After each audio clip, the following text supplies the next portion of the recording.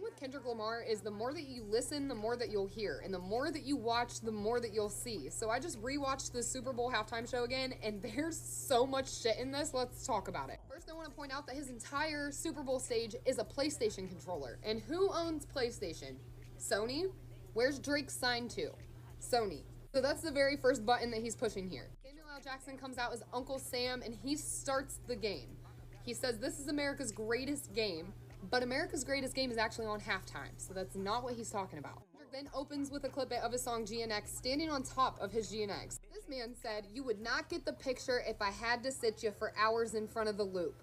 Meaning some of you are just not gonna get this. Followed by, "Started with nothing but government cheese, but now I can seize the government too." And then says the revolution's about to be televised. You picked the right time, but the wrong guy. And behind him, the crowd lights lit up, warning, wrong way. The background dancers are super important to this too because they're jumping out the GNX, all the different set colors. And then Kendrick goes into Squabble Up, and all of the sets kind of go into their own colors with their own people, and they get ready, and they look like they're about to fight. As he plays Squabble Up, they all stay in their own little sets, and they all squabble up together. They then all march into these lines on the stage, and it pops back to Uncle Sam. Uncle Sam says this isn't what America wants, it's too loud, it's too reckless, and it's too ghetto, and he asked if Kendrick even knows how to play the game. The dancers then follow Kendrick up onto stage, surround him in the shape of the American flag. Kendrick is the only star on the stage, and he follows the rules, and he plays humble. Sit down.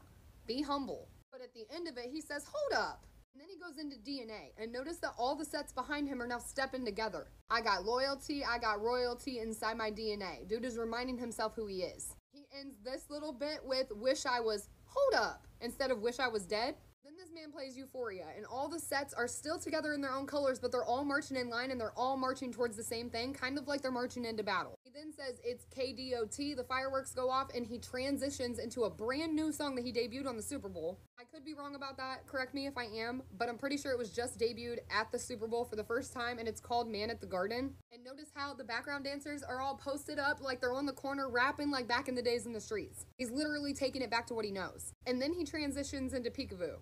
But Uncle Sam pops back in and says that, "Oh, I see you brought your homeboys, the old culture cheat code." And then he deducts one life away from Kendrick. Almost like if you get all your people together, you could lose a life. This is where the subliminal messaging gets so deep, and he is the king of Easter eggs, I shit you not. Because now he's showing you exactly what to do on each move. He's now on the X button, so this is the first button he decided to push. And if you pay attention, he'll show you exactly what you should be doing when you're making these moves yourself. Because he's calling out to everybody in this performance. But the first move he wants to make is on Drake, and he comes through, and as he's playing Peekaboo, he does the Hotline Bling dance. This is also where he teased Not Like Us by saying he wanted to make a move, but he didn't play it, as if he's choosing the right moves and when to make them. And right now is not the right time. Then says he's gonna calm it down, and he goes over to the triangle button, and SZA and him perform their song Luther.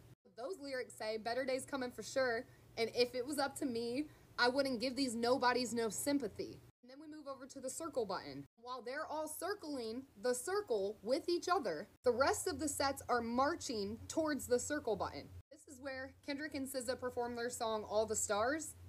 All the stars that are missing from that flag when Kendrick was the only one up there, we're all the stars. Everyone that is watching this performance is all the stars. He's calling to you. That's when Uncle Sam pops back in and says that's what America wants to see. It's nice and it's calm, and tells him not to mess this. And before he can say up, Kendrick starts playing the Not Like Us beat. He did his little bit with the girls, and they asked if he was really gonna do it, and he said, 40 acres and a mule, this is bigger than the music. 40 acres and a mule is what they promised slaves after the Civil War. And then they tried to rig the game, but they can't fake influence, and smiled into the camera.